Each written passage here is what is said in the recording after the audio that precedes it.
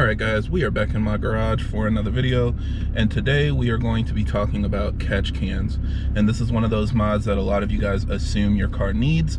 A lot of you ask me if you should do a catch can upgrade, or you wonder why I don't have a catch can on either of my cars. I don't have one on my 340i or my 440i, and there's a good reason for that as well. So, you know, in this video I just kind of wanted to give you guys the information I have so you can kind of decide if a catch can is necessary for your build. The B58 platform is very different from a lot of other platforms and older BMWs, so you can't necessarily make the same assumptions when you're modifying your modern BMW. But yeah, we'll talk about it in this video, and hopefully you guys find it useful.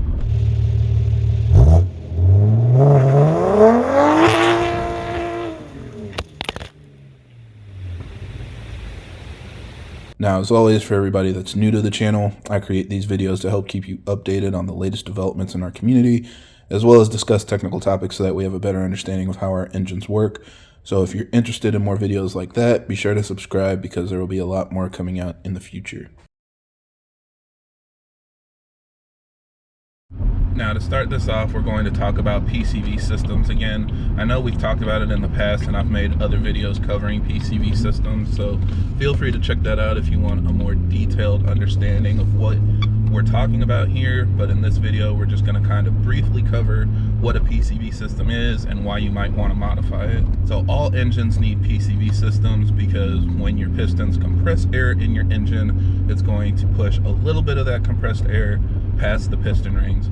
So when you do that, it's going to create excess pressure underneath the pistons, and that's the area that we call our crankcase. So it's where your oil pan is and a bunch of other components.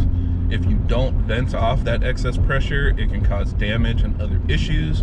So our cars have a PCV system to suck that air out of the crankcase, and it actually recirculates it back into the engine. So you'll see hoses or different routes inside of your engine that will plumb the air back to your intake, and then it'll go back through the combustion chamber and get burnt up. Now, the good news is, from a design standpoint, it's a very efficient system. The stock PCV is going to pull a slight vacuum on your crankcase, so it's literally pulling out that positive pressure and making sure that the pressure built up in the crankcase is as low as possible.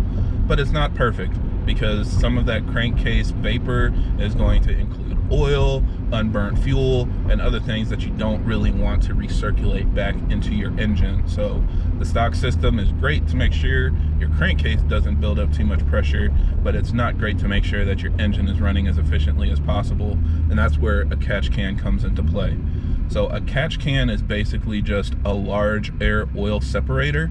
We have one built into our valve cover that works okay, but a catch can is going to be more efficient. You're going to have a larger volume built in there so that it can separate the oil and catch all the oil in your catch can. And then when you need to, you can go ahead and dump the oil out. You know, some people do it once a month, once a year, you know, depending on how much oil your car is pushing through your PCV system. That's going to determine how often you actually need to empty your catch can. Now let's talk about why I don't have one and some reasons why you might still want one on your build. So first of all, the B58s tend to run very clean, and because they run clean, they don't produce a lot of oil vapor, so there isn't really a lot of stuff to catch, at least on my car. Where I run dump tubes, I have my PCV system deleted, but all the hoses on my PCV are completely dry. So it's really nice and convenient to have that just venting without a catch can that I have to worry about emptying regularly. I don't have to worry about it getting overfilled or anything. It doesn't add any extra maintenance to my car. It just adds the dump tubes that do all of the venting for me. So it's a much simpler design to not have a catch can incorporated. The other aspect, and especially at this time of year, I am very worried about having freezing water issues that could potentially damage your system. And this isn't a huge problem in all cases, but if you live somewhere where it gets cold, like right now it's 12 degrees here, when you drive your car and you turn on your car, you're going to see a bunch of smoke coming out of your exhaust. All of that is water vapor. Water is just a naturally occurring product of the combustion process.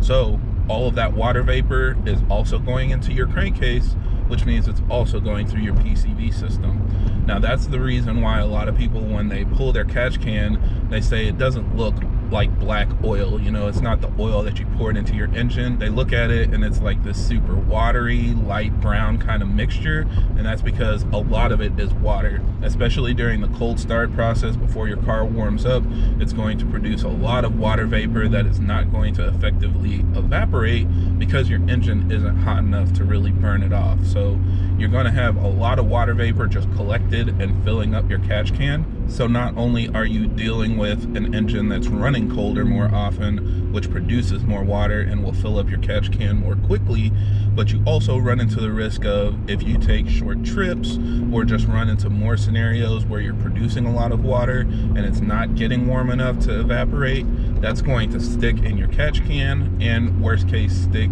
in your catch can lines. And if that freezes, it can cause your catch can lines to burst, which of course can make a huge mess in your engine bay.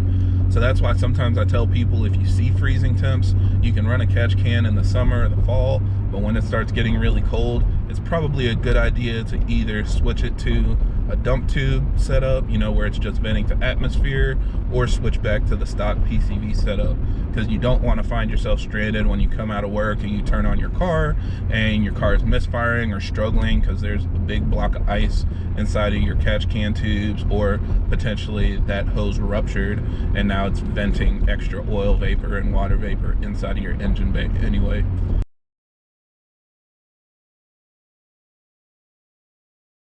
So that's another big one, especially for a daily driven vehicle, that I try to caution people to consider when they're picking their catch can setups. Now again, if your catch can is already a vent to atmosphere one, it's probably not going to cause a huge issue, but if you have a recirculating one that doesn't have a filter on top and it recirculates back into your intake, then this can cause misfires because you're going to have unmetered air coming into your intake. It can also cause lean conditions, AFR issues, so it's just not really something that you want to have to deal with. Now the other thing is from a reliability standpoint, because everybody says, oh, if you have a direct injection engine, then you need a catch can in order for it to run efficiently.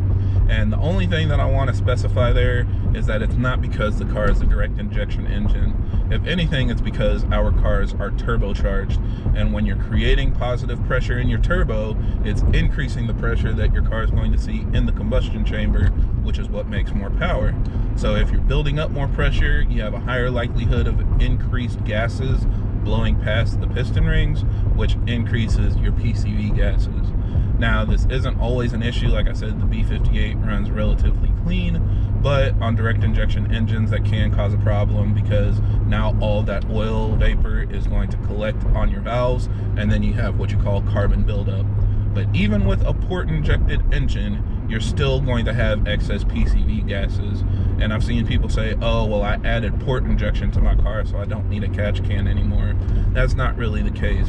Your catch can is still going to separate oil and prevent it from recirculating back into your engine, so it's not going to be diluting your octane and, you know, creating other issues. And if you're running port injection, you're probably making enough power where having an advanced air oil separator or some kind of, you know, PCV delete is even more important, because once you're running the extra boost pressure, it can potentially damage the check valves inside of your PCV system, which also can cause issues. So a lot of levels there, just things to consider. But again, just because you have port injection on your car, that doesn't mean that you don't need a PCV delete or you don't need a catch can. It's really just up to you and your priorities as far as what parts you need in order to make your car run as efficiently as possible. Now, one thing I will mention is that I do have a catch can option on my car. I usually run the dump tubes just because it's easier. Like I said, it's maintenance free. I don't have to worry about moisture filling up a catch can over time and things like that. But I do run a catch can on the track, and that is another thing to consider. If you plan on tracking your car and you know that you're going to be having inspections in your engine bay, they typically require some kind of catch can, because if your car is pushing oil, obviously a dump tube is not good. And just kind of in general, I tell people, if you know your car is pushing oil, your PCV system is weak, and you're doing the PCV delete to kind of just give yourself more time before you properly fix the system, then you still want to add a catch can to catch it. You don't want oil dumping underneath your car. That can create a hazard, especially again if you're creating a lot of power. You don't want to dump oil underneath the car and then drive over it with your tires, and obviously that's not a very safe situation to be in. So yeah, again, for me, I know my car runs clean. It's not making a crazy amount of power. I did my PCV delete before I had any PCV issues, so I'm not just trying to put a band-aid on it. I'm just trying to future-proof it and make sure that I don't have any issues in the future. And it's just been working flawlessly. I really can't complain. So I highly recommend the PCV delete for sure, but the catch can itself, it kind of depends on your priorities and your actual situation. So hopefully this answers any questions you guys might have. And yeah, I think that's pretty much it for this video. So thank you guys for watching, and I hope this helps. If you have any other questions or comments, leave them down below.